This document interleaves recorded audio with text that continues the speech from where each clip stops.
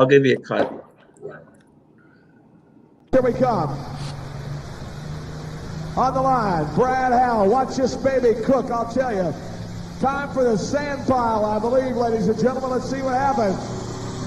And Howell nails it right there. There he comes.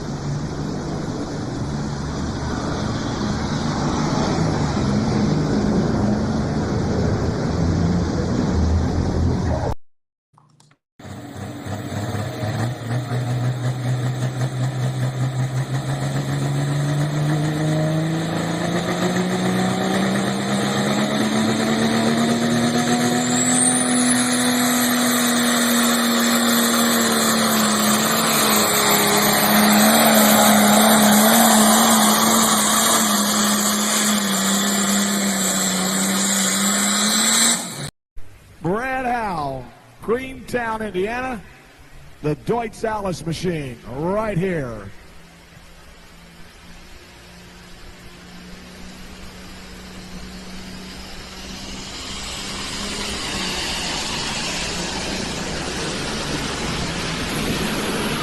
Oh, look out! Look out!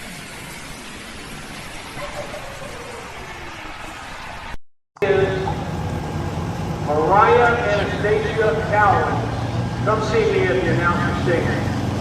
Wait a minute. What? Never mind. I don't want to get into that.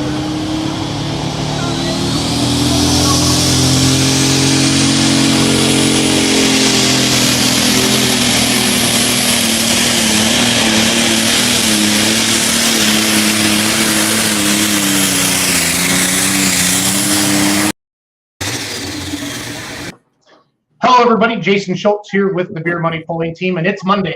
Every Monday night, 8 o'clock Central Standard Time, you see our smiling faces.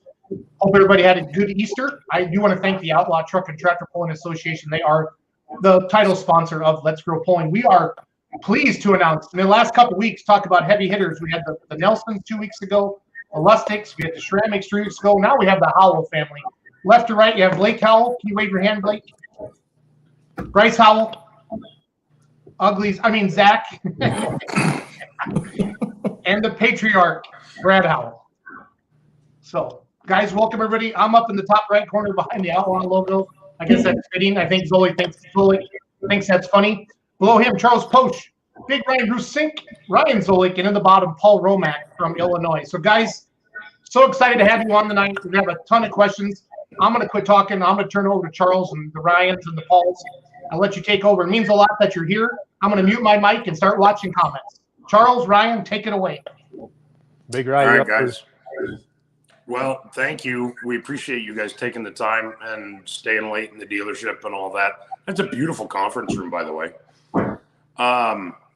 So I think the way we're going to do this is we're just kind of go back and forth a little bit with Charles and I and all the rest of these fellas asking questions, but primarily it's probably Charles and I. And so I guess we'll start off the way we always do. Brad, how did you fall down this rabbit hole? How did you get to where we are now with tractor pulling? I started pulling garden tractors when I was 12 years old, probably, and pulled garden tractors till I graduated from high school. And we were an Alice Chalmers dealer, and I talked my dad into letting me build a 210. In fact, they unloaded it from the truck from the factory, and I drove it down to the elevator and weighed it and drove it back and tore it down. And at that time, Alice Chalmers had a factory program, and they had met a guy by the name of Noble Harrison from Pittsfield, was kind of the Jerry LaGod for Alice Chalmers back then. And he was hooked up with Alice Chalmers, and we went down to a meeting in Indy, and Alice Chalmers was there, Noble, and myself, Johnny Lancaster, Al Cook, Norm Green, Al Arnold, Bob Hildebrand. I can name names, Bob Boys. And Alice Chalmers had a deal. They had stage 1, stage 2, and stage 3. And 1 was just basically setting the pump up and changing charger. And 2 was injectors and a charger and a bigger pump and a new pump. And then stage 3 was new pistons, and you had to balance the engine and air-to-air intercooler and a different pump with a external prime charge pump and a bigger charger. So if you signed up, and gosh, I can't remember what it cost, but I think it was $2,000, and it all came in a big box.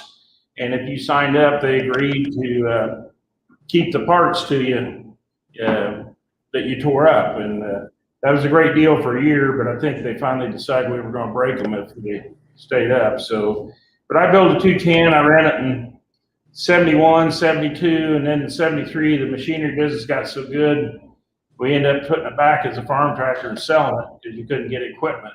And so I went a few years. I drove a modified that Ron Perry built. Some of you probably knew that name, real. And then in 78, Alice Chalmers, I had a D21 I local pulled with, and we were going to put it into super stock. And Alice Chalmers wanted a new style tractor on the track. And so Benny McKinnon had ran one a year and quit, but Noble come to me and Alice Chalmers, and the deal was Noble would provide the engine and Alice Chalmers would build the clutch and transmission, and I would put it together and campaign it. And so that worked for a couple of years, and we finally got the clutch wouldn't stay in it. And so anyway, we changed it over to 4 chargers. Al Cook and Norm Green was instrumental in doing that. Them and Johnny had pioneered the 4 chargers back in probably mid 70s and maybe late 70s. And I ran 3 chargers at first on it. Then we changed it to 4 and ran it until 92. That's kind of a quick brief. Wow. The idea that somebody had a factory tractor or pulling tractor in a box kit, just that blows my mind.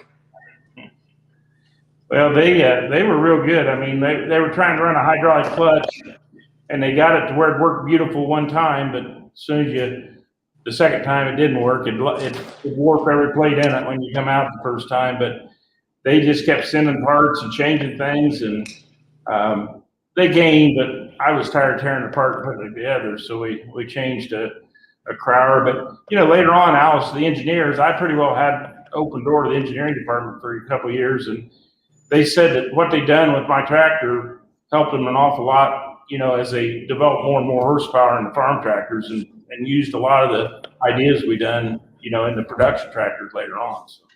So I suppose that would have been for the 426? Yeah. Yeah. We stayed 426 all the time. Cool. Charles, what are yours? As you guys were developing with that 426, I mean, certainly there was a nucleus there of 4 guys did the quad squad thing, 4 of you, and doing 4 chargers. That story is fairly well known, but what was that conversation like the first time somebody raised their hand and said, "Hey, we're going to try this"? And did you just cut and try, throw it on, or was it actual pencil whipping that went on before you sized everything up? 4 chargers, yeah. Well, Johnny actually done it to Norm's tractor first. There was some 2 charger tractors running, and people started talking about 3, and I guess Johnny and Norm got talking one day and said, "Well, why go 3? We'll just go 4." And they put it together and put it on Norm's tractor, and that was before I started pulling again. But I guess it ran the first time out of the box, and we changed some things off and on. But our biggest problem was actually trying to hold the boost down, because it was 4 wastegates and everything. And, every once in a while you get on the right track, you'd see 250, and those tractors wasn't made for 250-pound boost back then.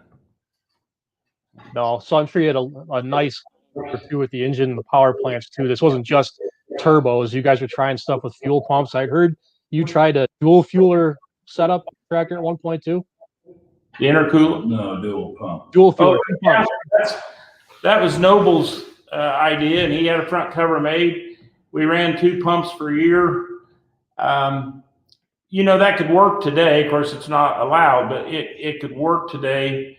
But we had 1 turn right, 1 turn left, and that was before we could find a check valve that would stand the kind of injection pressure. So if you didn't get with the backlash in front gears, if you didn't get the pumps timed perfect, you got to shoving fuel from one pump to the other pump back and forth, because we had them wide right at the injector. But it was a neat idea. I mean, you know, it looked kind of neat when you walked up to it and see a pump on both sides. But we've still got the front cover for both pumps too. Yeah. So it was, but it wasn't, you know, making a lot of difference. We wasn't running. I mean, there was other guys had one pump putting as much in as we were getting in with the two because of the timing problem.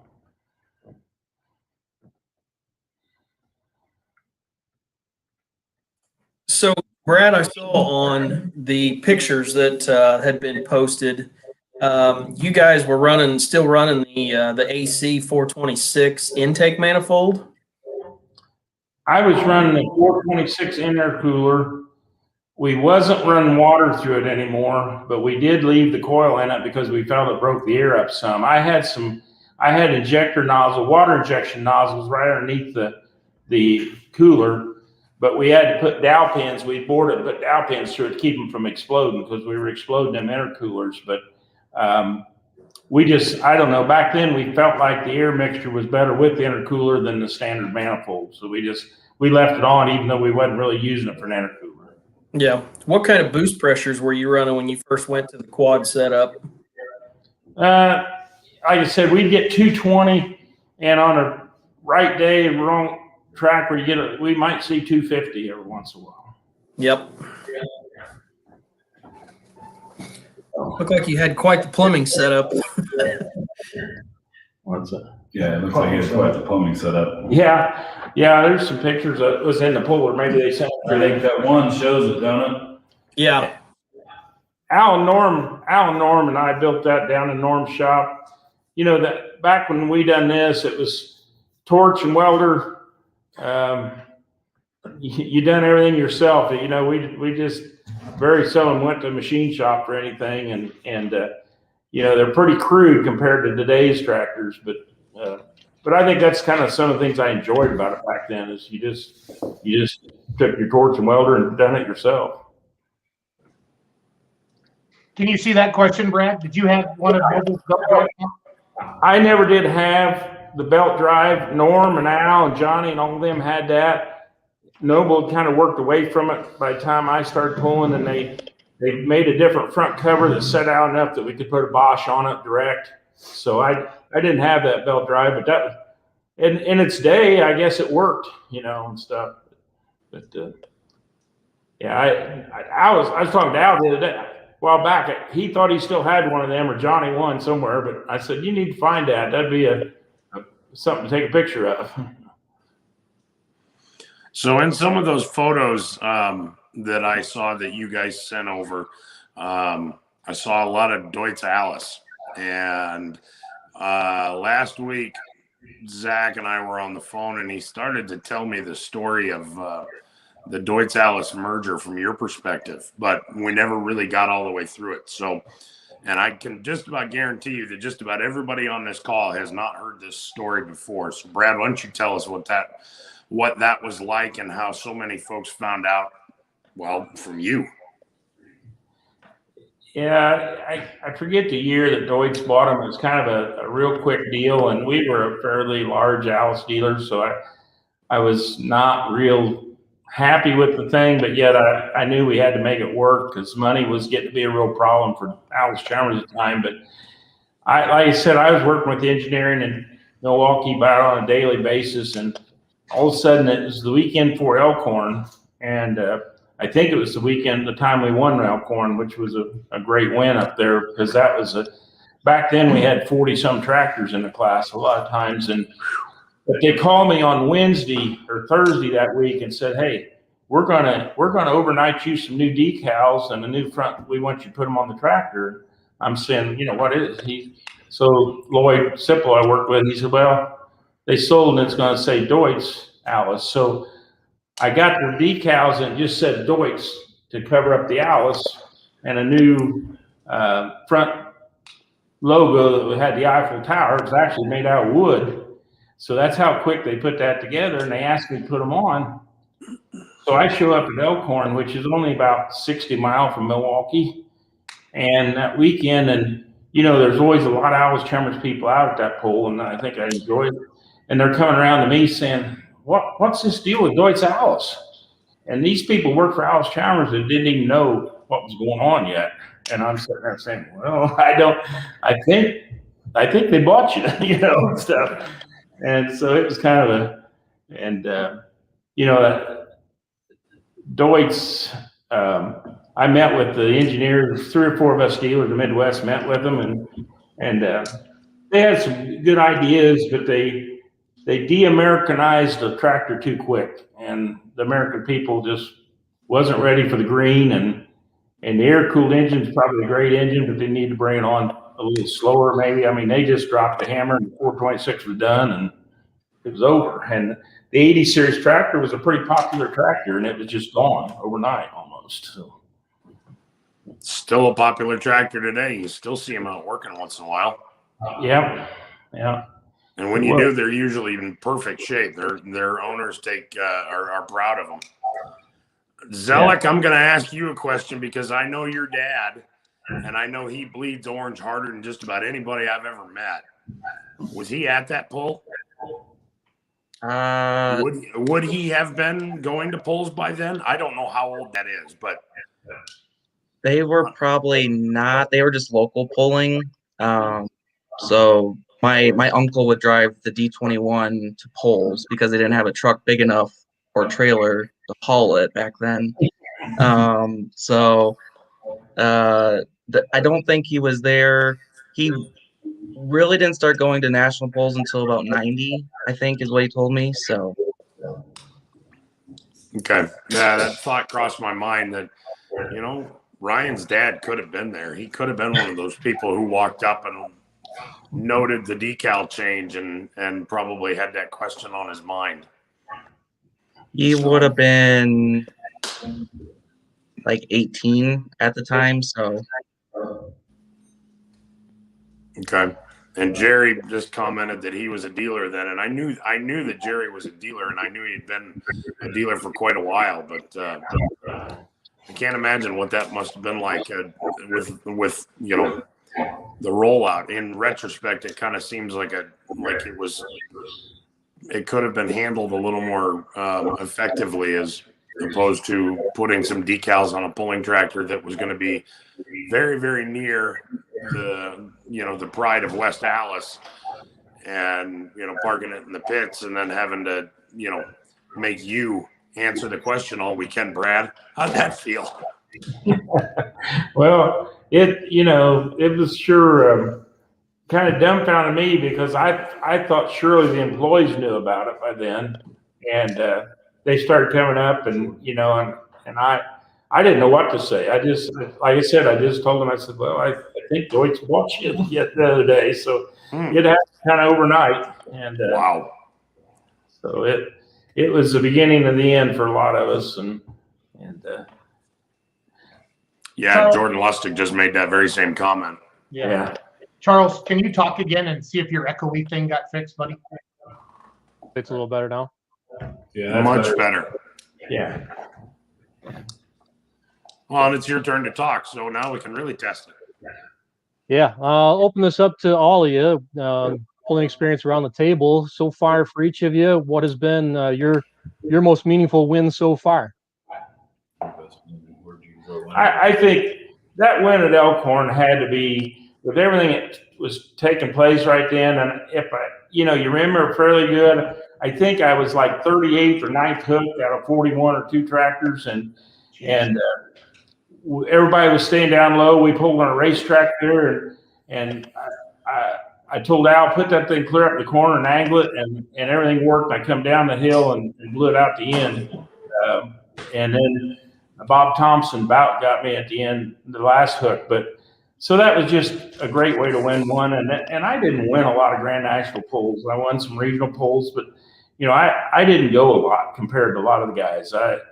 I would go up maybe every other weekend, and most of the time I had a wrench on it 2 or 3 weeks before I could come back. So but I loved Elkhorn. It was a really nice place to pull, and the people up there was really into it. The whole community, was there, and that's one thing that's changed a lot. We back in them days, and you can look at some of the pictures. We we had grandstands packed full and standing room. It was unbelievable the number of people that showed up back then for polls. Hey, Brad, do you remember what you won for winning Elkhorn? Like, do you remember what your check was for?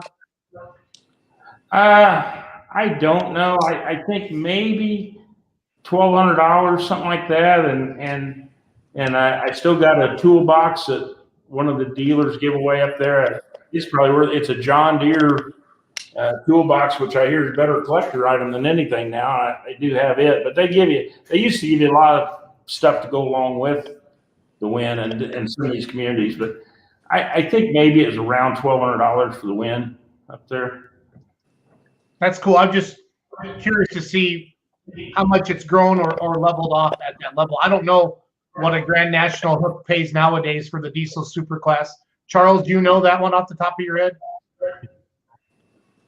He's still muted. Nope, you can't hear him at all. It's not much more. Not much more? I doubt it. But back then, there was Elkhorn, Toma, Bowling Green, a few of them that did pay more than, and I don't know they really called it a super national or anything, but there was a few of them that had a little better purse than others. I can tell you, Brad, that Elkhorn still the fans they pack that stand for the fair poll. Even though I know the poll for NTPA wasn't during the fair, there's still 5,000, 6,000 people in that grandstand for when we had Badger State polls there. Yeah, it's a nice place to pull. To answer that other guy's question, that's our Mama Tam with the wild hair on the tractor in that picture. So hold on. Yeah, let me find. George says not much Wade more. Nicholson. Yeah, Wade's. Okay, hold on. There's Wade's comment. Let me find the picture. Hey, Brad, did you ever pull against the Iron Elk, Ernie Ropp and Warren Ropp? Oh yeah, I could name. The red tractors back then was of course Danny Dean, and we're still good. We spent a week in Florida a couple weeks ago together, but John D. Thompson, Dickie Sullivan, Bob Thompson, of course Brett Berg and Esner was just kind of starting. Rob Russell, but on the green ones, really, Warren Ropp was probably the most reliable and strong green one. Nell Gettinger, he always ran pretty good on a green one, but and just a lot of people that you don't hear of much that ran. To get 40 tractors, there was a lot of people there. But I had more time, I could probably name most of them. But it's a Grand National Diesel Super Puller just texted me and said they get $11.50 for a win now. It's a legit diesel super stock competitor that we all know. So he just asked me not to say his name, but he just kind of let me know. I'm just curious to see the pay wise, but I do remember seeing bigger crowds back then too, Brad. I remember being a kid going to Monticello, Iowa, just these small county fairs that I think we have a hard time getting a couple thousand to. Brad, was there more to do? Like, I always blame it on, there was a time where you just worked your 80 hours a week, then you went into town on the weekends and the fair was kind of a big deal. Does that mindset make sense, or am I wrong when I say something like that? No, I think there definitely the entertainment dollar there wasn't as much to do, and I do think people came to county fairs and events like that a lot more than they do today, probably. And it was, it was a big thing back then. And some of these communities we went to, there wasn't anything going on for 100 miles from there. So, when you get up into like Toma, Wisconsin, you're definitely away from anybody. So you pulled a really good crowd. And of course, Bowling Green always pulls the crowd, but I don't know, it just, the difference in going with the boys today, I think one thing that we've lost is the brand loyalty. When we were pulling a real farm tractor, and you definitely had the Al Shamrons fans, the Deere fans, international fans, and we still got that, but they're all pretty well known that they're not that much different, at least in the supers and the pros. That's kind of one of the things leading into why I like the light pro so well is, it puts some color out there, and we're still driving a tractor that looks like a tractor pretty much. How did you guys get to that point where it was time to go pulling again and decide to go light pro? Well, of course, you can see there's a picture somewhere. I don't know if Jason scanned it in of me with them in '90 when he was second in Louisville. And, it's always something. Even after we sold it, we went, as kids and dad and them growing up, we went with Brian after he bought it for, I can remember the 5 championships. I can remember every one of them. I remember when he got them, where, Connersville. we were at all that, we were around it constantly. It's just a matter of having a tractor. And then we actually kind of started out to build a hop farm when this whole thing started, and decided that once the light pro class was formed, which, you guys know, it'd been running a while out east as a mod turbo with a different fuel pump. But when NTPA adopted it, Dad and myself, and I don't know if Blake was with us, we went to LaPorte, Indiana, and watched the first light pro stock cook that NTPA ever had. And we come home, and it was kind of decided there we were going to switch from the hop farm thought to this. And we also had some parts in the back. Yeah, we had some parts that we'd actually built a transmission rear end for a hop farm, and it was ready to go to Princeton, Indiana, and we switched gears. And that's kind of how it all started. And Dad can tell you we were no longer an Allis dealer at that time, so hence the blue, which I think Ryan and Jason have heard that story before. But so tell the story, Zach. Tell the story. I don't know, what year did you quit with Allis? 94, 5? Genesis was out, so it'd been 93 or 94. Yeah, I don't know. We quit tractors. We had the combine through 10 or 12 probably, but I think the tractors, when Deutz merged the white and the Owls tractor together, we had a white dealer 4 mile north of us. It was doing a pretty good job, and we were selling a lot more Genesis than and when they came with basically the orange white tractor, we just kind of bowed out and went to the blue. So I still like orange off the well, but it just got to be a business decision, and that's why we changed. Did you guys build that tractor basically ground up, or is there pieces in there from other places? Do what, Charles? The Light Pro, did you guys build that ground up yourselves? Yep, it was like I said, we bought the transmission rear end housing off of Foresters out in Pennsylvania to build a hop farm, and Dad's always been pretty good friends with Tim and Tammy Engler, and Tim was going to build his hop farm, and then it just kind of snowballed into what it is today. And Tim, we bought a block and a head, and pretty much turnkey engine off of Foresters, and took it to Tim's, and Tim's the I guess I'm gonna say brains behind this thing. We started for the first time in his driveway. He built it turnkey as far as it could go, and did a phenomenal job, obviously. But brought it home and made test passes. We brought it home and got it on October 9th of 10, right? Was it 10? No, I thought it was spring. No, we got it fall because it painted over the winter. We went and got October 10 and brought it home, and that's when Chad Mayhill was running the sled for Lowry's. He brought the sled to Greentown the next day, and Tim and Tammy drove up, and we made two laps and tore it apart and painted it, and we started in 11 full time, and that's when we had a lot of trouble the first couple of years, 3 years. The first 3 years that thing was a headache. We soon learned that the Midwest game was stout. It was we had to do things a little different than what we thought we did. So, Bryce, what's your first pulling memory? Having a hero dad like you do, big time dad, big time Brad, we'll call him. First pulling memory that I really have is, and I don't even know how young we would have been, was going, every year, I'll be 30 next year, and I've been in Louisville 27 years of my life. And so the first pulling memories I have was, when we were still in car seats, watching Brian pull at Louisville. That was the first memory we ever had, and being in Broadbent and, you know, Esden and all them guys back in the day, you thought you were a rock star getting to hang out with all them. Who are you kidding back then? We still think we're rock stars when we get to shake their hands now.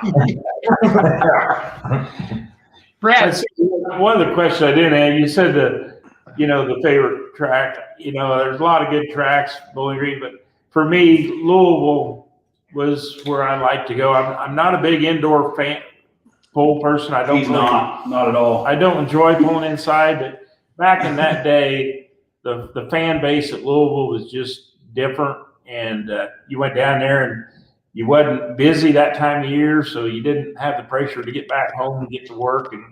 And you know, I always made the comment I wasn't going to quit till I won Louisville, but I got 3 seconds and finally decided, you know, I'm not going to get this done. So Brian come along, and Brian was just a young kid back then. That goes back to where I don't know how old Brian was when he used to come around Broadbent, and him and his Denny, we'd start talking and you know, I was kind of getting just ready to get out, and I don't know when we made the deal, just about Louisville time, I think, and he come up and got it, and then I went out there first pull of the spring. He just went there close to home, and of course there wasn't a lot of people there in Missouri, and you know, he made a heck of a pass and won by 40 or 50 feet, but there was nobody, you know, but. And then from that day on, Brian didn't need any help. I mean, Brian can, he's a sharp guy. Yep, he is. Brad, you've been around a long time. What are some of, like, I love it, like when a pulling fan comes, like there's these guys, they come up to me every year at Toma, and they say, we've never missed this event, and we see them at Louisville. They're from Northeast Iowa. Zolik probably knows who they are. I can't think of their names, but what are some stories you've heard from fans over the years? That's what's cool, Brad. Like, tell me some cool memories that fans that came up. And I remember when you won so-and-so and you won by 32 feet, or you have any cool stories like that? Oh, Jason, I don't know. I enjoyed visiting with people. You know, I was always one that the hood side was off in the pit, and I didn't care who seen what. You know, back in the day, I can remember when Dickie first put the 4 on, he had orders not to ever take the sheet metal off of the pole. I'm probably telling something I shouldn't, but we were in Illinois for a 2-day pull, and he disappeared the next morning. And so I think Al and some of us got in my truck, and we found him behind a shopping center with the hood all off. And we pulled around there and pulled up there, and he about had a heart attack. He started covering stuff up and everything, but people, you know, when they come up and was just kind of amazed at the plumbing, and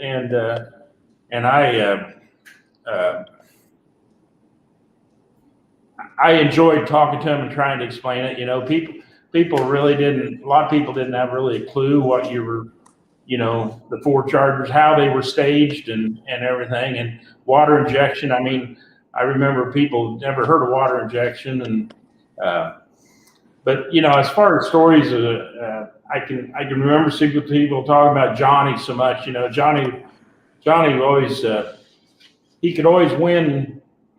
It just seemed like he was always, when he's there, he'd win or he's close. And Johnny was really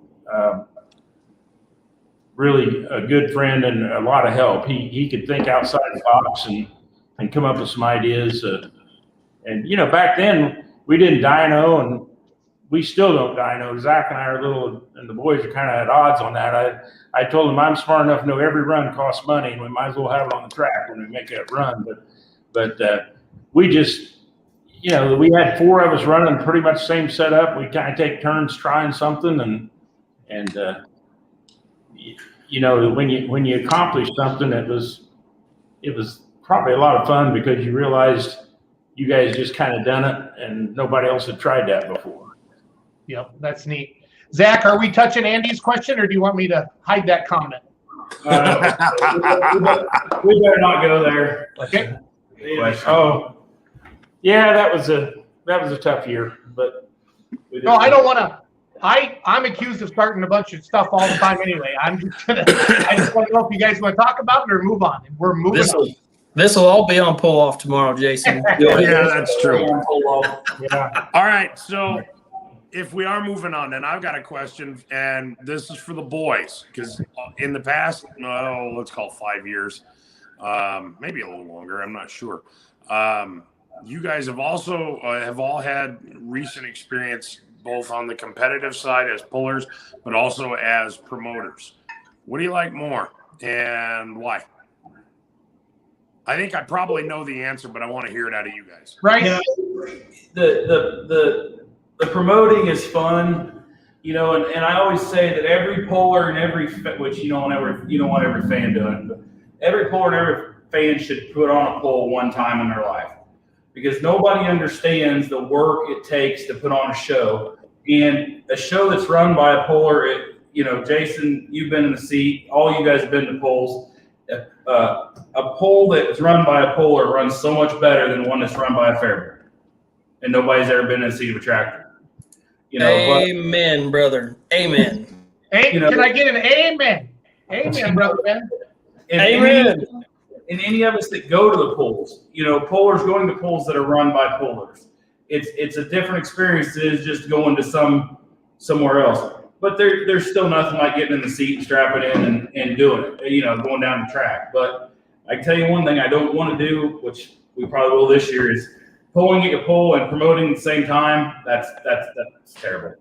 That's terrible. Because one of them gets neglected, you know. You gonna flag a class or two as well at your own show?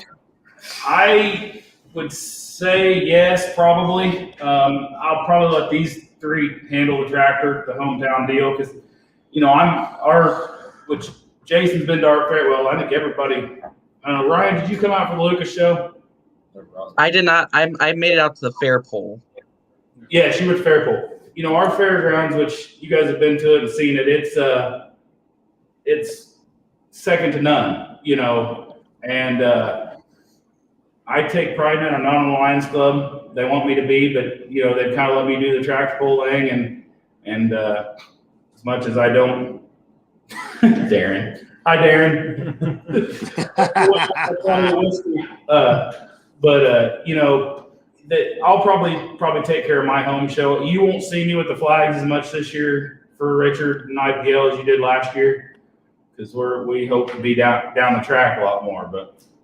That piston landing in between your legs and at Tipton really did have a long lasting effect, didn't it? You know, guys, I knew when he took off. If you go watch the videos and listen to him closely, it's got a valve noise in it from 100 feet on, and I knew it was coming apart.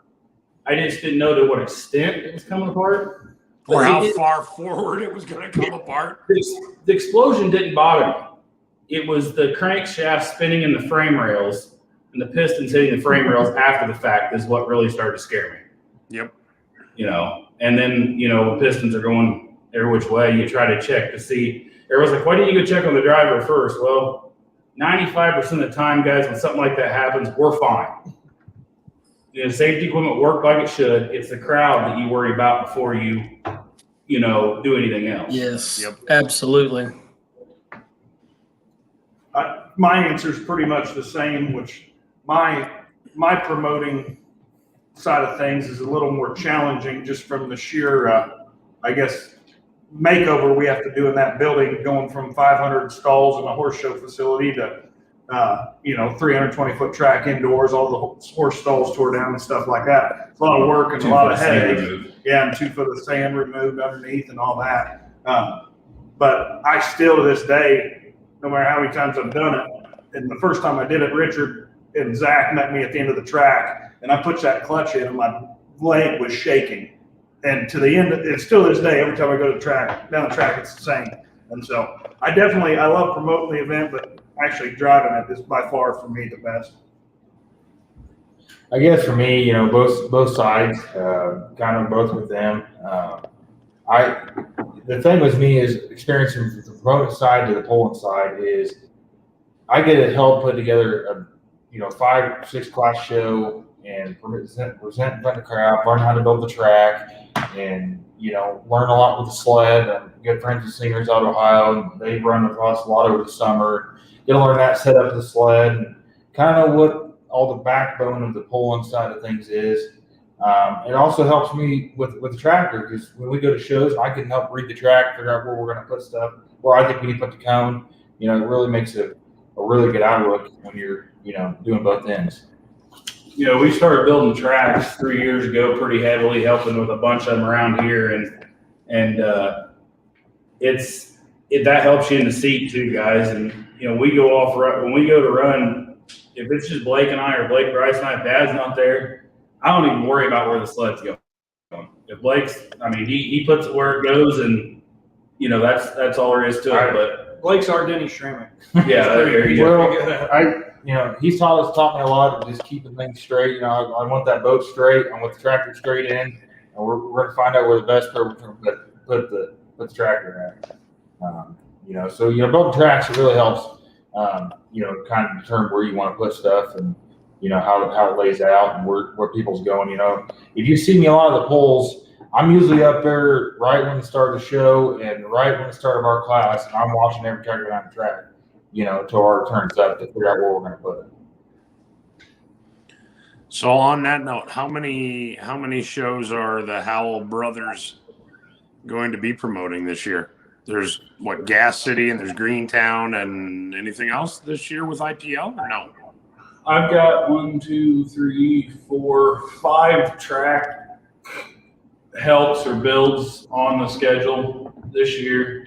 Actually, us promoting, doing all the work, Gas City and Greentown will be the only 2. I help the guys at Tipton quite a bit. They're just south of us 10 miles, so we help them a lot, and they come up and help us too. But as far as the 2 just full shows, it'll just be Greentown and Gas City, unless something happens that John or Christy calls and we do a 2-week champion tour, turn around again. But I don't foresee that happening. So never say never. Yeah, we didn't think it happened last year either, and we did it. So I tell you one thing, that was a lot of work, but it was a lot of fun. Getting to have the champion tour event at your hometown with a lot of the big pullers and big names out there, and come out to your hometown poll and see the fairgrounds. I had a lot of comments from pullers and crowd and everything else, and even PPL, just how great a facility is. Our Lions Club does a great job. Our facility is awesome to have something like that. We're super excited to be part of that. We're hoping to have it back. We would like to. I was really bummed that you guys got rained out on Saturday. That I know you guys have put in so much time and effort and a lot of sleepless nights. Would have been nice to see you be able to have a full weekend's worth of show. We hate it too, and if that we talked about a business decision in this earlier. We could have pulled that off that night. That it cleared off, and we could have done that. The dirt, you guys know that you can make the track work about no matter what. You can scrape enough muck off to build a track. It's the grounds and getting the haulers out, and worry about the crowd. And our Lions Club takes great pride in our facility, and that's what they said was, one thing we're going to ask you guys is just try not to tear up the grounds. And when Christy and John and myself and the guys from Watson Diesel met in the trailer that morning, that was kind of one of the deciding factors was let's just get these guys out of here now before we end up pulling them all to the road. So most people understood. We wanted to keep the grounds looking good. Everybody did a great job. Getting everybody out. I want to say it did rain on us about 5 o'clock, but about 7, the sun come out. If the grounds wasn't a concern, then we could have had that thing. But we're looking forward to. We'd like to have it back next year. So and on stuff like that, you can't. You can build an awesome track, and you can have a great pull. But if your haulers and your guys can't get in and out of there, that'll almost be more detrimental to your next pull as opposed to, having this great track or having a bad track or whatever. If you've got a whole mess, that's what those guys remember, because they don't want to be getting these haulers dirty. They can get a tractor dirty, they can wash it off, but a hauler don't wash that real easy. Having mud and everything else, yeah. That poll also was right in the hot time of COVID, and the community went along with having it, they kind of said, we don't want you doing a lot of advertising and pushing it real hard. So, you know, if they could have got online and got on the radio and really pushed it hard to advertise, then it would have made more sense, I think, to try to pull it off no matter what. Oh, look there. Good timing, Jason. I know what I'm doing, Zach. Yeah. Well, and to add to your comments, Brad, I mean, last year COVID was, I mean, it was a mess, but it was great for polls if you could have them. And, you know, I hope that we can continue the turnouts that we had last year, but you just don't ever know. But if you could have a poll last year, generally you did all right. Yeah, which, you know, I know Ryan and Jason then have followed IPL quite a bit this year. And IPL did a lot of things this year nobody said it'd be done. But on the other hand, we pulled till 2, 3 o'clock in the morning a lot of times. And that's not good for a promoter either, is to, you know, keep your crowd to 2 or 3 in the morning. It just but in this year's situation, you know, when you go into an event, it starts at 7 o'clock, you got 125 hooks, what do you do? Yep. Yeah, exactly. I will say I was pretty damn impressed because you guys kept most of that crowd until 2 or 3 in the morning. Yeah, the few we did do that, we had butts in the seats till the end. You know? Yeah, that's impressive. That's hard to do. Well, I'll say this: you bring those IPL hot farms, you're going to keep people in the seats. I tell you what, I've never seen a class so competitive as those IPL hot farms. I don't know what you guys are doing over there, but man, they are some running tractors. Jason, keep your mouth shut. Except indoors, huh? Except indoors. Yeah, except for when, yeah. So no, this is fun, Zach. No. So Zach was out there flagging it, Gordiwana going, la, la, la, la, la, la, la, la, la. And then the Badger State boys came, boom. But it's fun. That's what makes it fun. That's what makes it fun.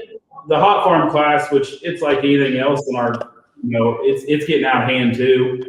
But them guys put on a heck of a show when they come to town. You get them on good dirt. Oh yeah. Well, they just, and they're all competitive. There's, you know, I think that there's 15 that can run pretty consistent with IPL all summer long, and all 15 of them guys come out and win any night of the week. It is a great group, and they run a heck of a class. And it should also be noted that of the IPL hot farms versus the Badger State hot farms, and the Badger State guys are going to kill me for this. It was the Badger State guys who literally pulled the wheels off of them instead of Darren. And Darren's going to kill me for that comment too, but that's all right. You know, all right, Brad, we got a rumor mill. Is there any truth to this? Is that the Iron Horse in his picture? No. Father's I pride. don't think so. I don't. No.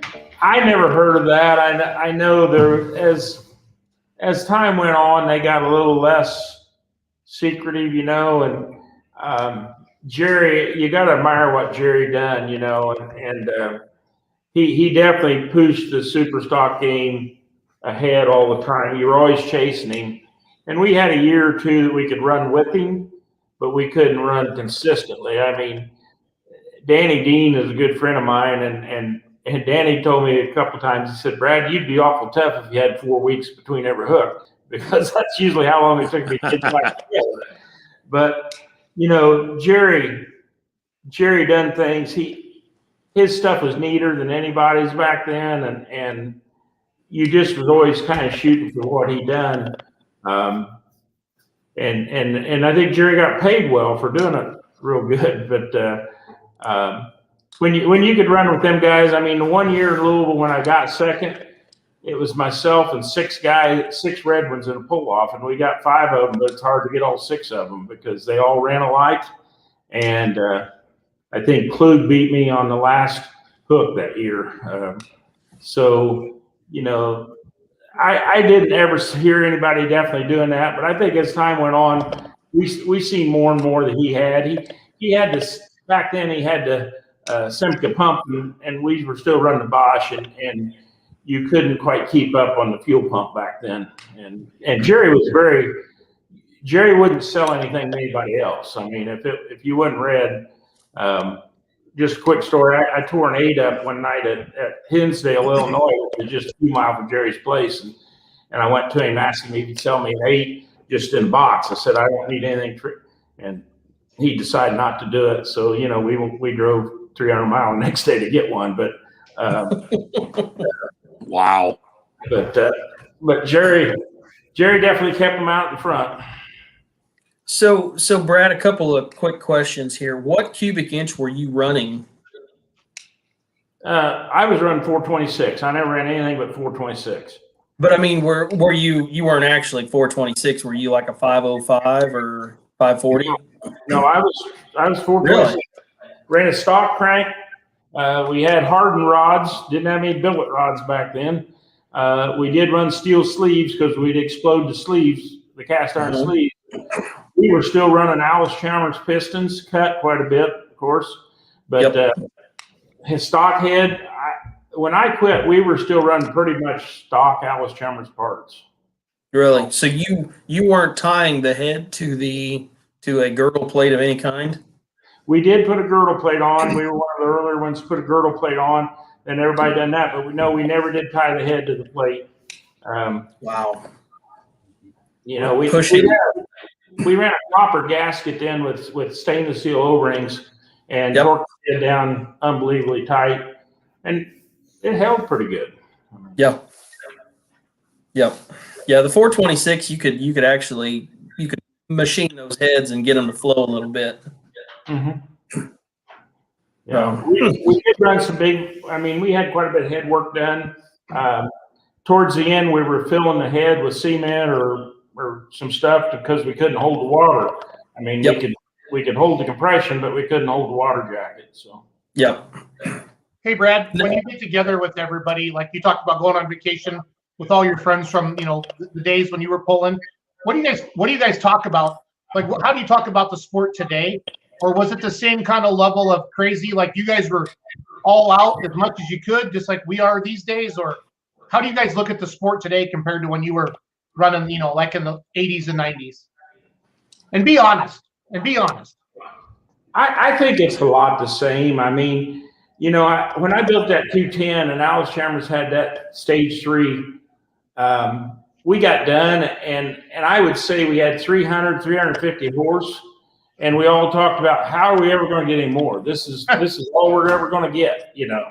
And then now, yet today, it's not a problem building horsepower. It's a problem keeping it in there. I mean, I think we can always build more horsepower, just fuel and air, but then you got a problem keeping the blocks from splitting. And I'm not telling you, we're actually tying the Light Pro together, and that's the reason I really let these guys. I go to the Light Pro is I like the rules. It's the one class you could walk up to the tractor and pretty well see whether, other than cubic inch, you could look at it and see if everything else was legal with the rules. And you know, I don't know, when we first built the tractor, we felt like we were running 1,500, 1,700 horse, and we could run with about anybody. And I think Zach's telling me they're seeing 3,000. There's some 2,800 to 2,800, 3,000 on dynos now.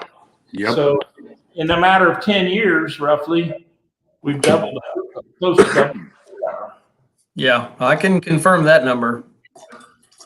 And you just you brought up something that with that speaking of stuff that's going to be on pull off tomorrow, I'm gonna grab the third rail here. I'd like to hear from you guys, both as promoter and competitor, for Light Pro and Limited Pro, what you going component and what it would mean for the class. I know what I think, but I want to hear what you guys say. You know, Dad and I talked about this at ends, and Tim Engler told us himself, you know, we built this tractor $15,000 cheaper building a component. But the way I look at this is, and there's, I mean, I get everybody's point of view, but we've all spent the money. We've all put profabs in. We've all got them white. There's no reason for it, you know, at this point. Now, when this thing started 10 years ago or 12 years ago now, whenever it was, sure. If they're going to start, but now To me, there's no reason. You know, it goes back to this class still separates a little bit of the, you know, the ag world in it. You know, run the cast. Yeah, we're all running, you know, stuff inside, but you still got that 9-bolt housing or 9-bolt axle, and I don't know. You know, when he run, you had him and Esden and them guys, 4 chargers and tires with treads that deep on them running 7,500 pounds. Don't give me you can't get to 8,500. You know, and they say horsepower to weight. Well, yeah, the Pro Stocks went component in what, 90 or 2000, when was that? I don't know. 4 or 5, I think. 4 or 5. But you're talking 10.2 versus 8,500. I don't know. I don't think it's needed. Now, the 4-1 guys, Jason, you might be a little different point of view on it, but thank you. Nope. But he's not. I don't think no difference of opinion there. None. Because the other problem that becomes when this thing hits is these tractors right here. What do we do with them now? They're boat anchors. They're you know, you're not going to build a blue super farm. Hot farm. I mean, A hot farm, but them guys have all they're there now. You know, I just don't see any good to come out of it. I will, for once in my life, give credit to Larry Richline because he had about the best quote ever on this. If you want to go to a class with those kind of rules, we have them, and you can compete in them anytime you want. Brad, thank you, Bryce. Can you answer that question, Brad? I knew John, Iowa, Minnesota. He's out west somewhere, wasn't he? But I knew John, the Orange Lion, talked to him some, but I don't think I don't know who he kind of ran with out there. Bravex, you know, Denny and Alan and stuff, and we ran together, but didn't really share a lot. I mean, a little bit on Chargers and stuff, but John, I don't know whether he had somebody out there or whether he just done it all himself, but he made some good passes in his day. Okay, so this Mark Gable is obviously like a psycho Orange fan. Like I can clearly hear this. Can you make sense of this at all, Brad? Trick Dad to Noble. Or is this? You think he's just telling stories? No, I mean Noble Harrison was our Jerry Lagarde in the day, and Noble was a great guy. Him and his son ND pulled a 220 that was probably a really stout tractor for the day. They always seemed to have trouble keeping it together because they were always trying something to sell to everybody else. But I know that twin Charger 301 was in its day was awful good. It ran good. The Bob boys had one. That's what Al Cook ran back then, and the McKinnons. I think a couple of them, Barney or some of them, ran one. And that 301 twin would just seem like in its day, it'd stay right with the 426 till we finally cross that next horsepower plateau. Yeah, I know Mark Gable and get help from those guys and with his father and doing that 301 twin setup. And he's going to hate me for saying this now because now it's an Alki, the Cummins. Hey, Brad, on yours, you said you were running what, 210?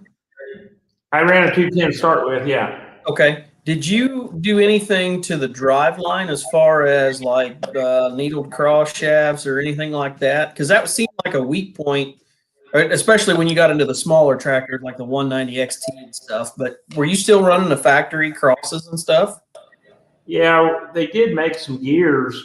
They wasn't really any heavier, but just some speed. So we had a little closer ratios, and they had a clutch. It wasn't even a dual disc clutch back then, but it was instead of a button clutch, it was a solid clutch and had a lot stiffer springs.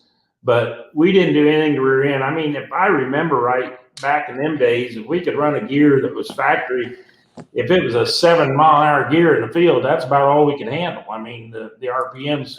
So it was, 350 horse. Every farm tractor that goes to local polls putting more than that out anymore just by turning the screw. You know? Oh, yeah. Yeah, that's for sure. All right, guys. So here's the question I always ask. If you could drive any other pulling vehicle for the night, steal the keys to Esden's tractor or a mod or whatever, what would you drive and where? Brad has to go first. Yep, Brad Brad has goes to go first. Oh boy.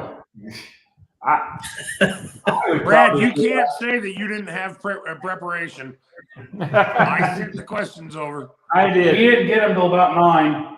I'd probably still want to drive a diesel super, one of the better diesel supers. Yes.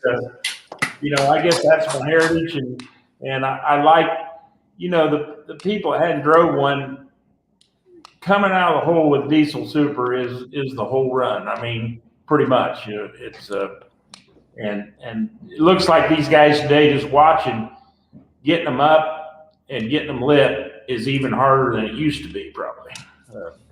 Yeah. So I guess that would be my pick. Yeah. When you see that smoke change and they say, here's the smoke and it's going to change colors, you don't see that anywhere like you do on a diesel super. And, whether it's 3 or 4 whistles up there, it takes time and you've got to have the right mix. And once you hit it, boom, there it is. And you're in and hold on. Because that water's coming, anymore. They've got to get that water coming or they're going to melt it down. So there's a real fine line to getting that charger, getting that smoke go black before the water comes too strong. I know a 4-charger diesel light super that is running 17 water nozzles on it. Mm-hmm. So yeah, there's a lot of water coming in there. If I had to guess, it's probably orange too, isn't it? That would be be correct. Assumption? And there's going to be and there is more water nozzles coming. Because you probably make them. Not the water nozzles, but maybe the things that they go in. There you go. All right, well, let's move around the table. Zach, what about you? I think I know the answer here, but I don't know which one. If he says mini rod, I'm leaving. Have a good night, Paul. Paul has left the chat, y'all.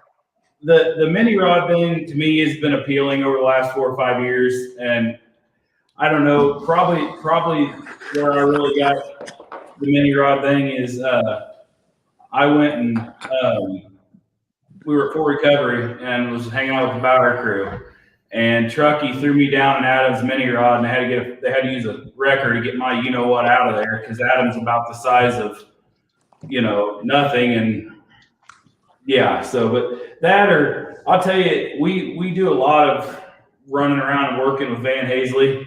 I still think one of them trucks would be a fun ride. Just the driving and learning how to drive that truck would be a fun experience. By the way, your wife has answered that question for you. She sent me a text. So does Mom. She's sitting right next to us. You just can't see her. Aha. Hi, Kando. You made me laugh pretty hard.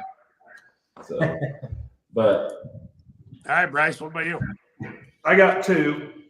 I'd love to drive Youngblood back in the heyday. Would have loved that. But all-time Tinker Toy Saturday night at Louisville. That'd be a tough one too. Good choice. Hard to argue that. I guess I just need to talk hunting and don't let me drive that Pro Stock once, and I'd probably be hooked. Wherever he's still on here, I'm sure. Oh, he's here. We'll get it. We'll get you on it if you want it. Wait. Hunt diesel super. They're both red tractors. What are you going to do? Yeah, and they both run real good. So. Yes, they do.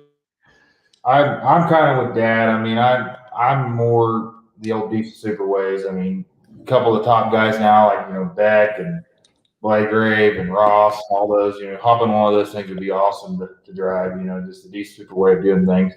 I got this past fall the testing tune, or past spring that test tuning around Greentown. I got to be in the sled hooked to Mike Beck and Camp Payne both. And I don't know if you guys saw those videos or not, but that was a fun ride. We were a little light on weight than normal, but we were running over at least 40 mile an hour, and that was a fun ride down the track in the sled. And you guys, so that was the really like diesel super, and then also Pro Stock too. Like Carlton Cope, Warpath, always been the big V8 Perkins guy. So that'd be another one I'd like to climb on one of these days. And of course, your Schmucker and stuff like that too. Cool. Charles, you've been way too quiet. You have to have a well. Brad, I got one for you. Have you driven the blue one yet, or is the helmet permanently hung up? I figured that was coming up, but no, I haven't. I think I could drive it. I'm not afraid of. I've always told these boys the only time Dad was going to drive that tractor is when they proved they couldn't, and then I might drive it. But so far these boys have handled the tractor great. I mean, Zach never drove a tractor till the first time, but I'm sure in his mind he'd been down the track probably thousands of times in his mind, and he knew how to ride it, and so I don't know. I get the fever every once in a while to get on it, and I wouldn't say never, but not in the plans right now. He always said when they put us in Louisville, he wanted to drive it, and when they announced that, I threw the app down on his desk, and he said, "Nope, you fill it out," and that's where. But should have wrote his name in. Do what? Should have wrote his name in. Yeah. I'll tell you one person I got to give a lot of credit to besides my dad for driving is Brian Schramer. I've watched him over the years, and I'll put him up against anybody in the seat. And he's taught me a lot, and I've just watched him and Denny, and I got to give a lot of my, I'm not claiming to be a good driver, but a lot of learning to drive to them two right there. Yeah, Brian kind of, when his Youngblood has always been a has been a 4-charger tractor since he had it, right? Right. Mm-hmm. Okay, and he's kind of the guy who really kind of figured out in the more modern era, I suppose. He's kind of the guy who figured out how to drive him out of the hole. And I remember he's figured out how to keep them together. That's the big thing. Well, but I remember last year at Boots's pull, at Travis Schlabaugh's pull, I was in the hauler talking to those guys, and Travis made the comment that he said nobody can drive a 4-charger super out of the hole like Brian can. He said, I learned so much just by watching him and watching videos of him and watching him at the track. So I agree. He definitely, learned how to do some things, and I'm sure he's taught more than just Travis. Brian won 5 championships, not because he had the most horsepower, because he outdrove every one of them. Right. And he can keep it lit and keep it together. I'll tell you one thing we ought to mention, after Noble and the Alice Chalmers thing, I think all of us Alice Chalmers guys has got to thank Max Simpson. I know Max was key with Brian, and I think Max and I first met at Davenport, Iowa in like 80 or 81, and that guy, anytime I had a problem in the middle of the night at the store, I could always call Max, and he could steer me the right way. This is probably what's wrong. This is what you need to do, and it isn't just me and Brian. I mean, every Alice and even other brands, Max has just been and I don't think anybody makes a better water valve than Max does. He's been great for me. I told Jason before everybody else got on, we went to Max the first time in probably 2012. I think we had a problem in 11, and we went to Max, and I have learned more from that man working next to him in the shop. I spent that first summer we were up there. I bet I spent a total of a month up there, over days, and Sandy cooked lunch and supper, and we go back to shop and work, and we got to thank him with this thing, because he made it live when we couldn't, and he's forgotten more than all of us sitting here will ever know.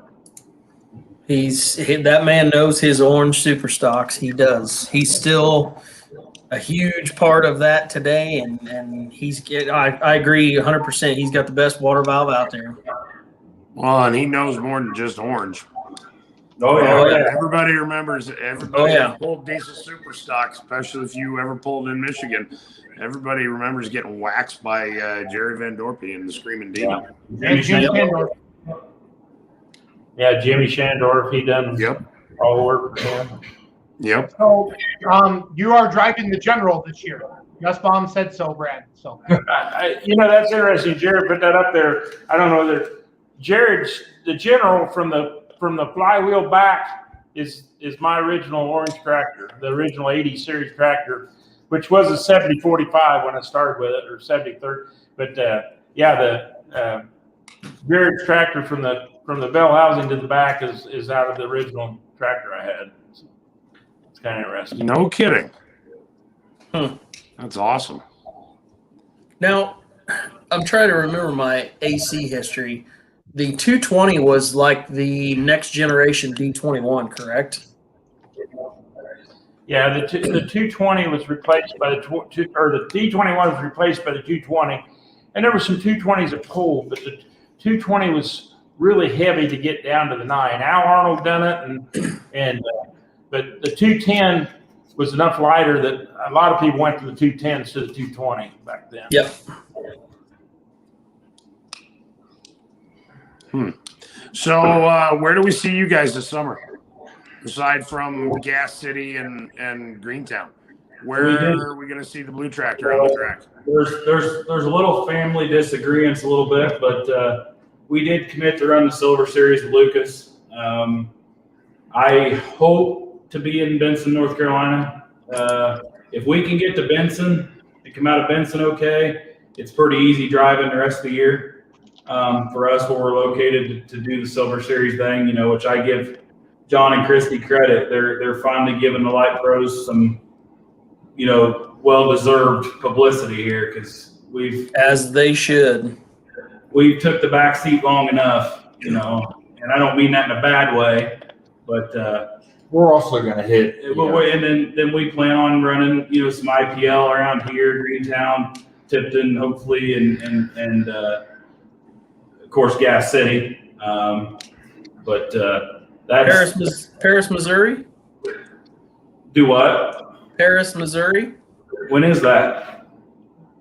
19th. Schultz, 18th, isn't it? June 18th. June 18th. Go down, Jason. I think aren't we? If filter it out, so it's just a Silver Series. Yeah, Jason. Come on, Jason. Get with the program. No, down below. No, Jason. Classes. That side drop down right there. No. There you go. No, that's 85. Right there. There we go. There you go. Wow. See, Zoe, when you're here, things are better. You leave me like this, leave me hanging. But when he's gone, you learn things, Jason. No, I okay, you're right. He's teaching you to fish. Now you got to scroll down. Hi, Carl. So yeah, we're 18th Missouri. I don't know, Paul. It depends what's around here, what we're doing, but that might become a Silver Series hook. Yeah, that's one that's kind of in the air. So that's your Chad Richardson. Zach would have been Justin Edwards and potentially Caleb Ogle, but they've kind of, Zach. Yes. I'll let you park next to me there. Will you? Yep. But that's going to be a good pull. You bring hot dogs this time. About a half an hour, and you can go and stay at Justin and Julie's. The first time Jason and I met each other, we parked next to each other. I'm sorry. Remember that, Jason? Yeah, at Decatur. When Tucker went to jail. Decatur. Yeah, when Tucker about went to jail. Yep. Yep, that was at Macon County Fairgrounds at the farm show pool. Colin, I'd like to come back to Toma. I'm not sure we're going to make it this year, but that was probably one of my favorite events we've been to, is going up to Toma with it. So. I'll answer some of that. It all depends on how good the car business stays, where we're at and where we go. Fair enough. I'm with you 100% there. So one of the things I know that talking back with like Cloverdale and stuff, I know that you guys were having you guys broke pretty hard. Is the tractor back together? How's that looking? It's in the process. Riverside is doing stuff for us. We were trying to still play with stock parts, and it just didn't. You know, when you go from 80-pound of boost to 120, it just don't work anymore. So No, it does not. And we hope to have a motor back by the end of this month, hopefully. So we're gaining. It's been a year and a half, which, you know, if you were going to sit out a year, last year was a year to sit out, obviously. Very much so. I think that 2021 is shaping up to be a really good year for pulling because of that simple fact alone that people, you know, that were out had time to rebuild, and we'll hopefully see a lot of color out and a lot of tractors out this year. There'll still be a few that still don't get it together until, you know, the night before, because that's kind of what we do sometimes. I can name 3 of them right now. Probably. Yeah. And I probably know who some of them are. Yeah, because one of them I literally got here just in time to fire up the computer at like 7:59. So yeah, I'm part of the problem or solution. I don't know. We'll figure it out. So who do you guys need to thank? Who's on the laundry list of people that you couldn't do this without? For us boys sitting here, this guy right here is the main person we need to thank, and my mother, which she's been chiming in. You know, without them, obviously, we wouldn't be doing this. And Dad bringing us up in the sport. You know, her. Does she still have the boots? Oh, probably somewhere. Those boots are fire. Boots with the fur, apple bottom jeans. Boots with the fur. Good Lord. Whoa, Schultz. Step it back. For me, You're gonna get out full off now. You can't see her. She's a big part of it. Anytime the tractor goes, she goes with it. You know, and which obviously some of you on here know how her and I met. She's grown up in it just like we have. You know, her and I met at Louisville for the first time when we were 3, 4, 5 years old, whatever it was. So, but as far as the tractor goes, you know, Tim and Tammy Engler, first and foremost, they did the chassis work, and Riverside and Max Simpson. You know, Max is just there, like you said, forgot more than we'll ever know. Chad Mayhill, who's pulling tires, been a big help to us. He's a great friend. Oh yeah, CM pulling tires, I guess now. Everybody knows who it is. You know, Weimer Fuel and Air, they helped us tremendously 4 or 5 years ago when we couldn't get out of a rut. And Brandon Phillips has had a hand in some stuff with it. There's just, you know, I know I'm probably forgetting people, but you guys know it takes an army to make one of these things work. And that's what's so great about this sport is everybody's friends, and you know, we're best friends. We're competitors on the track. Van and Patty Hazley, they're only about 15 minutes from us, and you know, they're the ones that kind of got us started with Weimer. And anytime I need anything, I don't care if it's 2 o'clock in the afternoon or midnight, I can text Patty or Van and, hey, you know where it's at, go get it. Well, and then there's another guy that just helps us a lot. Anytime we're on tractor, anytime we're going anywhere, really, Jeff Longfellow. He's a really good help with tractor, helps us a lot with it. Jason, I'm sure you know the guy. He's the one that had the hot dogs at the time you come to our place on your windshield. So and Doug Ashley, he's a big part of it. You know, there's Matt Klein. There's a whole list of people that go with us all the time and have, you know, we couldn't do it without them. You know, I know we need to wrap this thing up. The one thing from my experience in all the years, everybody's willing to help each other in this game, but what it all comes down to is the friendships. I mean, I sit here and mention the guys that I remember, and I know I missed a lot of them. I think I mentioned Danny Dean. I know everybody knows Danny. We spent a week in Florida together with our wives a couple weeks ago, and that's been that many years ago. The Martin boys out in Illinois, they buy 5 or 6 trucks a year off of me right now, and along with a lot of other competitors. But it's just it's the friendships. To me, if it wasn't for the friendships, it wouldn't be near what it is today. And I think it's still a farmer-based sport. It's not totally farmer, but you just meet some of the greatest people you ever meet, and that's why I kept doing it the years I have, more than the actual sport. Probably. And when you're on the road too, traveling, there's a lot of people anywhere we're at within a 30-mile stretch, we know somebody, and if you ever have a problem, make one phone call and somebody's out to help you. I mean, that that it's right there. I mean, I could think of 10 people, that'd be right there to help us. And that's the backbone of this sport, is the relationships and friendships we have. I mean, it helps us every day at the dealership with people we know and just, everything like that. So. I'd like to thank you guys. I mean, this is what Poland's needed for a long time. More publicity, and you guys are doing a great job. I've listened to several of your shows, and well, I tell you what, just from the history side of it, Brad, this has been great. I love hearing old Alex Chalmers history stuff. I could listen to it all day long. Well, sometime we're in the same place. We'll sit down. I'm sure I've got stuff I forgot, probably. I want to make it to some Indiana polls this year. My schedule is slam packed full, but I'm going to get over there, and I want to see some of these hot farms run outdoors, and I want to see some of these polls you guys are putting on. I watched a lot of them on the live stream last year, and it's time I get over there. My dad was in cars, so I've been to Gas City and Fairmont to the James Dean race. I know exactly where you guys are at. Well, you come right through here then. Oh, yes. For 3 years, he'd get his butt out here, and I'm going to hold him to it this year. Yep, this year it's on. This year I will be out at least one of your shows. I promise you. Well, he's got to come. He's got to come through Illinois so he can stop, and we'll figure out a way where we can both get that way.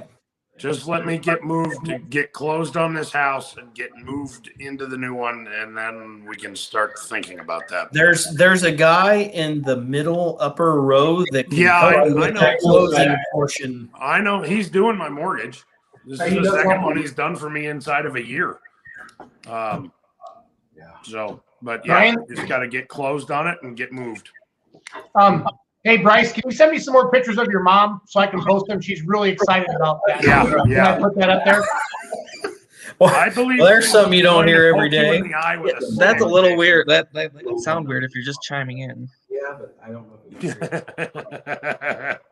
The last comment she said was stop. Yeah. Oh, now she's making breakfast. Oh, but I think she will still poke you in the eye with a sharp stick if you keep posting the pictures. So stop.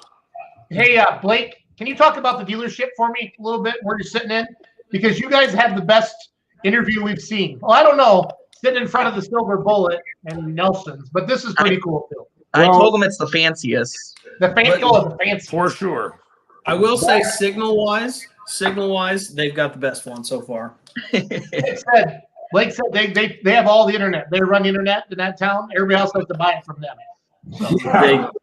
Well, I tell you, we built this building we moved in November of 18. We moved in this dealership. We were in Greentown, just about 8 miles east of here. Moved into this new facility here in Kokomo. We acquired the Ford franchise in Kokomo about 4 years prior, probably 5 years prior to that. Moved in here, built this brand new facility, and I tell you one thing, guys, it's been an unbelievable experience. The amount of customers we take care of, and new relationships, and everything, and all the vehicle sales. I mean, we do a lot through this building on vehicles. Of course, I'm sure you guys have seen a lot of dealerships around you and the states and everything of vehicles, lots being. Shut up, Colin. Sorry, Blake. I had to post that. You're good. I'm not hitting on her. I think it's funny that she doesn't like it. We keep showing that picture. So. I think that's Big Money's next profile picture, Jason. I can make that happen right now. Here we go. I'll let you know when it's up. So. I'm sure you guys see a lot of inventory, lots being pretty bare on inventory right now. That's what we're struggling with here. With COVID stuff, getting new vehicles right now, we're 8 to 12 weeks out lot on vehicle builds, and computer chips have been an issue. So we're hoping we get to this, I guess, area to build their lots back up, and get back to normal. That's one thing. But I mean, everything else, the dealership's been great. We're still moving a lot of vehicles, the ones we can get. We're even selling stuff coming down before even arrives the dealership. So it's been a great transition here in Kokomo, and we're very proud of the building. We're very proud of our employees and our customers. I mean, we go above and beyond to take care of our customers, and that's always thing we've always preached here, and we definitely plan on doing that for the years to come. Well, if you're only 8 to 12 weeks out on cars and with and chipsets and stuff like that, you're doing a whole heck of a lot better than the Chevy guys. My new neighbor ordered a C8 Corvette in August of last year. Mm-hmm. Still has a C7 in the driveway, which I mean, rough life, first world problems, but I mean, I promise we've had some vehicles that have had some issues getting here. And I mean, like I said, the computer chips is the main problem right now that we're facing. So, that is the prime thing. I think a lot of it, but we're getting to the point where we're wanting to get back up to. We're hoping things are back to normal soon, where we get back together. Are those Way to go, Mach-E- Jason. No are those breakfast for Mach-E us. Mustangs any fun? I got a couple out here. I'm hoping to get a GT500 ordered first or here soon to have to sell. Well, my company makes the machines that make a lot of the lighting for those new cars. They're having trouble, so it's everybody's having trouble. We're working on stuff that's 2 years out, and it is what it is, but we're working through it. Yeah, got it. Guys, thank you again for this. Yes, thank you you for giving guys. us your This evening, was guys. great. We really do appreciate that. Thank you. Well, Who won the championship? Anybody know that? it's not over yet. Probably not over yet. If it's not Gonzaga, then everybody's going to lose their money on the whole deal. Better question is, who cares? Bryce, Baylor is leading by 10. It's What? 47-37 Baylor at halftime. Holy Really? crap. yeah, I really could care less. Yeah, I'm over it. So I got 3 tractors that have got to be on the track by June, so I don't care. Brad, Sorry. thank you very much for doing this and for Yeah, raising appreciate it very much, Brad. boys. Thanks, 3 guys. out of 4 isn't bad. Zach, there's nothing they can do with you.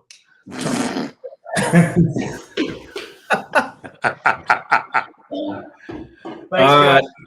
Thanks, guys. Take care. See you guys. Yep. See ya. I'm going to show a couple more videos of them. Charles, Rye, Paul, if you want to hang out, we can talk a little bit afterwards, wrap it up. Just give me Yeah, that's fine. a couple more videos. That'll work. Yep. I need a refill. That was a great interview, guys. That was fun. That was a lot of fun. This is a great pass. I don't know where this was, but they're light pro. Holy crap. Check out. It was just perfect, Charles. Announce this for me, Charles. Mariah Anastasia Howell. Come see me at the announcer station. Wait a minute. What? Never mind. I don't want to get into that.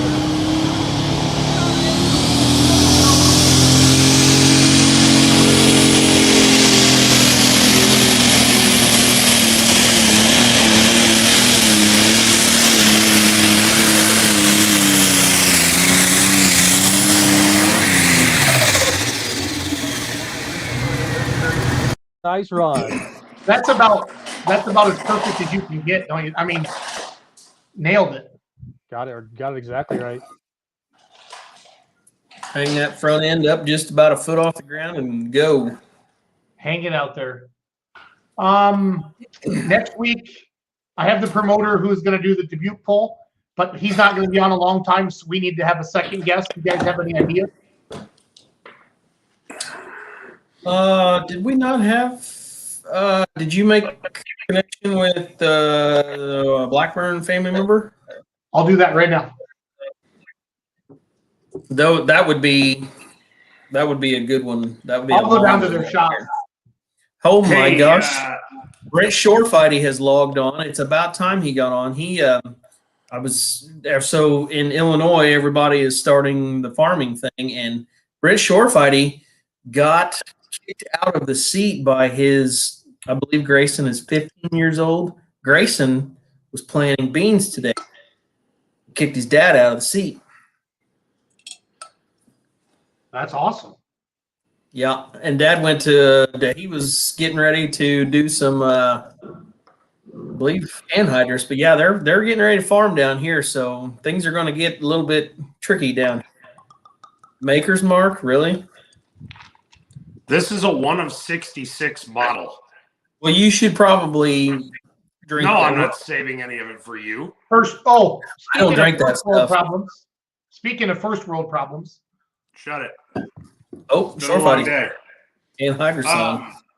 Hey, if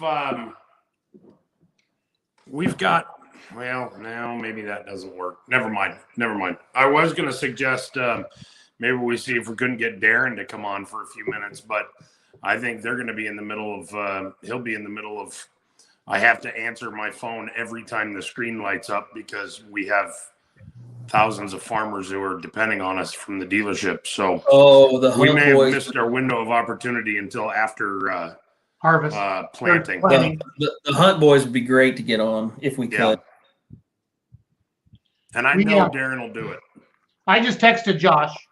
No, Brent, I have 1 of 66. They only bottled 66 of this particular blend. And I'm about to try it for the first time. Zolik, what's going on in your world, Stud?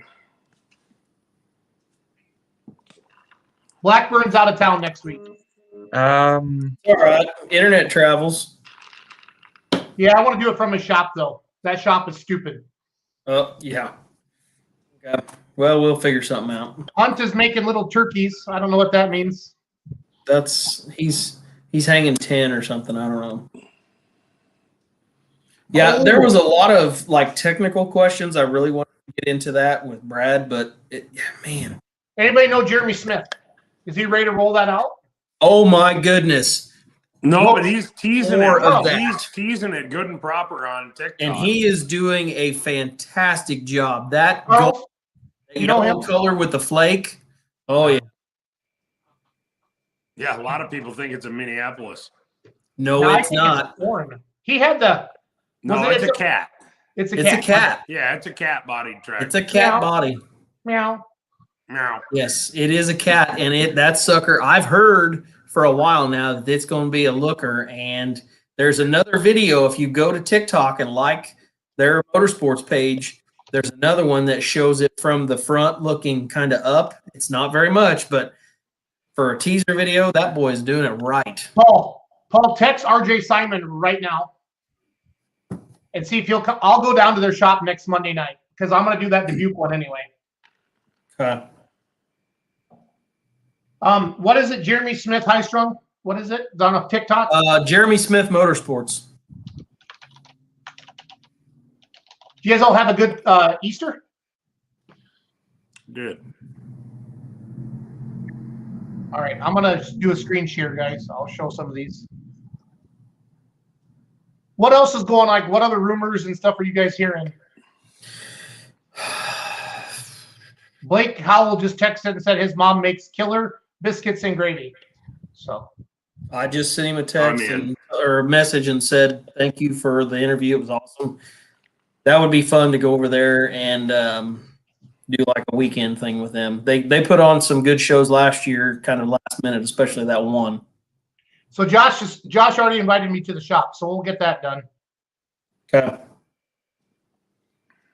But RJ would be good because Farley's coming up. That's early June. Guys, what's going on for pulling? There's something going on in Florida again this weekend, I feel like. When is Eaton, Ohio? Isn't it coming up in the next couple of weeks or a week? Yes. That's it? That's the show. Yeah, you want a teaser video? That's how you do a teaser video. Make everybody salivate.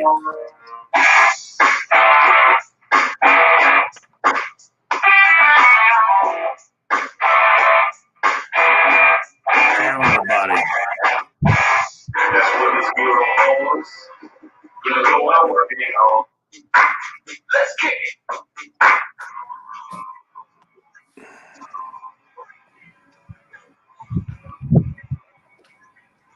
Hey, careful about volume, Jason. Remember, don't get us in trouble again. Oh yeah, we'll get thrown in jail again. The Facebook jail is soft. Today. Clay County, Kentucky. Zolik, do you know what that's called, buddy? Kentucky this weekend. What's going on this weekend, Ryan? Lebanon, Kentucky with TNT Motorsports. They got rained out last weekend in Sevierville. Yes. Is They didn't get rained out. They didn't get rained out. They got flooded out. Yeah, like Noah with a big truckload of lumber kind of flooded out. Where's it at in Kentucky again, Ryan? I'm trying to find the Facebook page. Lebanon, Kentucky. It's the Marion County Spring event. I believe it's USA Pullers, is it not?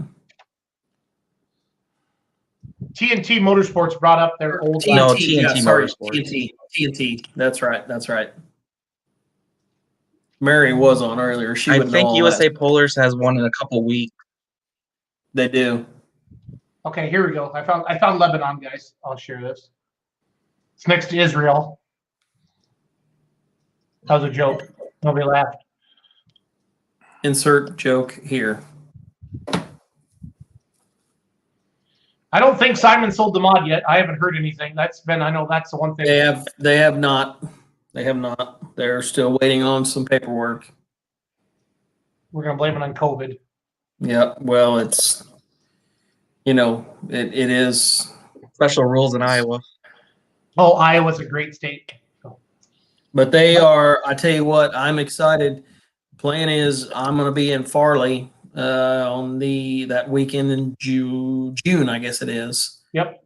And everything I've heard is that place is top notch. Yeah, Roos and Zolik have been there. Yeah. So Can confirm. If we need to get somebody on next week, may not be a big deal, but I'm sure I could pull some people from Paris, Missouri to talk about their pull. I would imagine we could make that happen pretty easily. Yes. Yeah, I would think. Let's see. I'll tell RJ I'll come down there and sit in his office with him, so we have good internet. I'm working on it. But if he doesn't want to, then somebody needs to text Richardson, and they can all sit in a shop somewhere. But they got to get good internet too, because there's a gang of them hoodlums. Yep. So it says truck and tractor pull, Marion County Fairgrounds, Saturday, April 10th, 7 p.m. Super modified 4-wheel drive, light limited supers, 2630, Pro Street 2-wheel, and 10,000 hot farm. Charles, how do they run the 2.6 and the 3.0 together? Do the 2.6 run a slotted cover, or what do they do? No, best I know, everything for, so I'm not sure how they're separated out. Okay.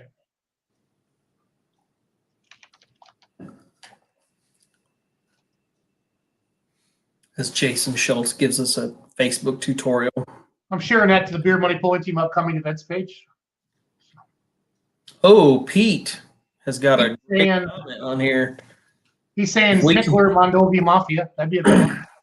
No, Pete Petznick was if we could do the Farley show with the giveaway. Yeah, I always like to be involved in controversial things. No. Half the time you start the controversial things. You guys bring me into stuff. I say it louder than everybody. Nope. No, you're pretty good about doing that yourself. Hey, it is what it is. Yep. There's no open supers at Toma? What? I know there's open supers. No, not currently. You know something, Zolik, we don't know? No, I just said not currently. I don't know if they're. They are going to be at the North Iowa Nationals. They're also going to be in Freeport too, I believe, for PPL. Okay, Charles, you're way too quiet tonight, buddy. You're making me nervous. I know. I'm in that Nothing. Well, that's the thing. For me, April is a good time to just kind of put my head down and tie off loose ends because by the end of this month, my world goes stupid with pulling and racing. So, yeah, I'm quiet right now because all the family and behind the scenes stuff needs to get done right now. Yep, understood.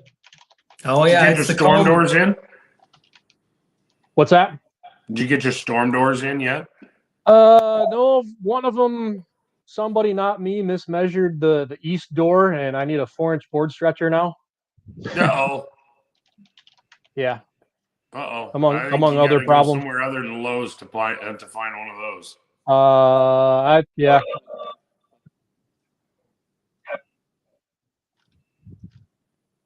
Hmm. among other issues that cropped up in the last 48 hours. Uh-oh.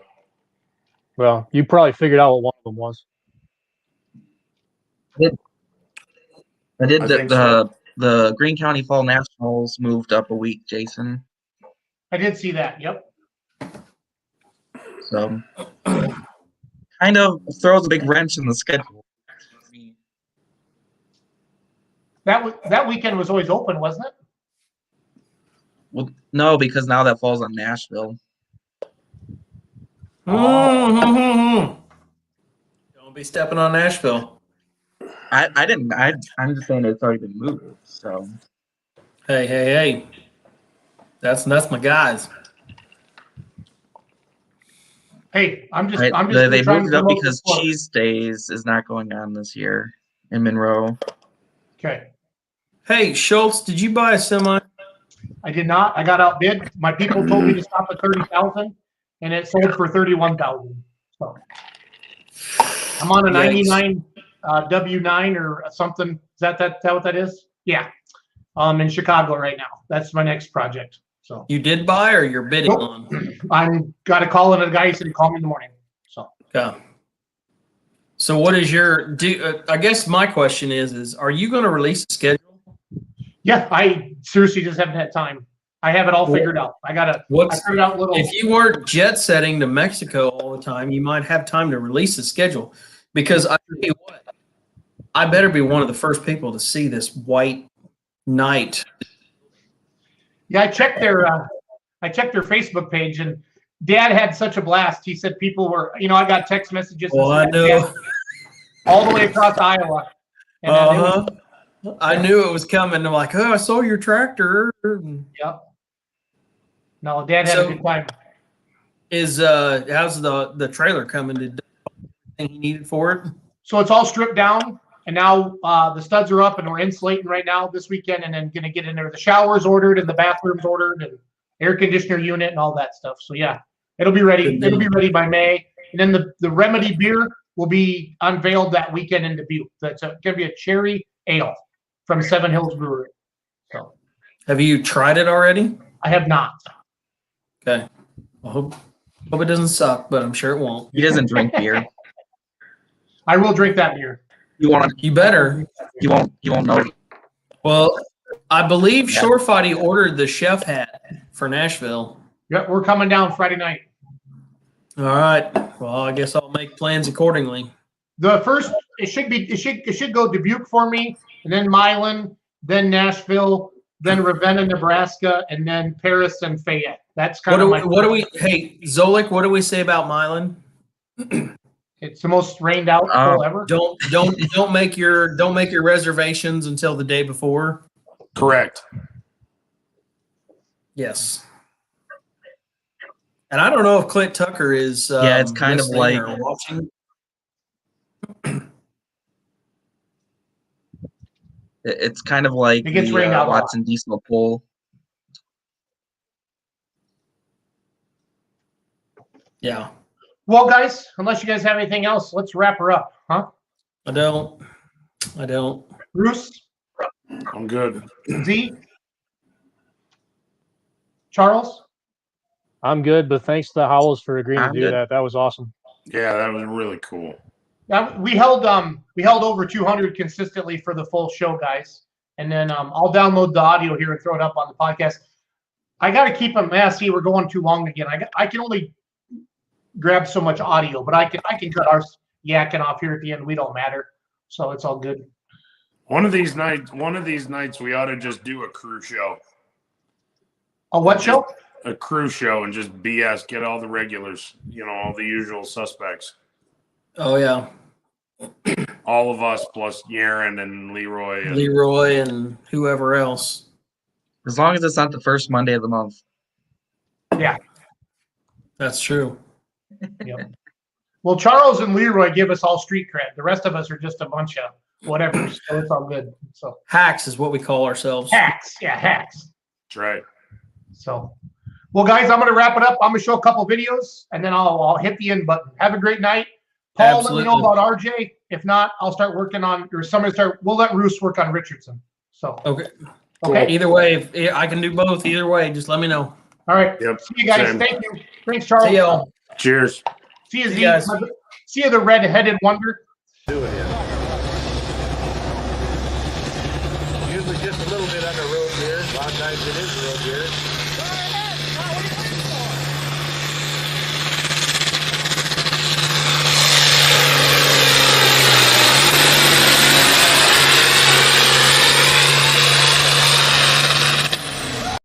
Brad Howell, Greentown, Indiana. The Deutz-Allis machine right here.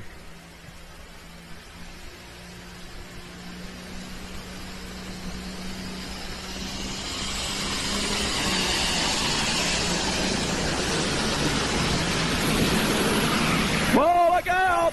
Look out!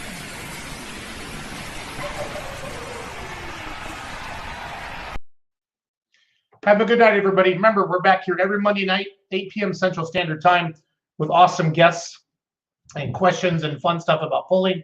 As always, you can listen to Let's Grow Polling on iTunes and Spotify. Have a good night, everybody.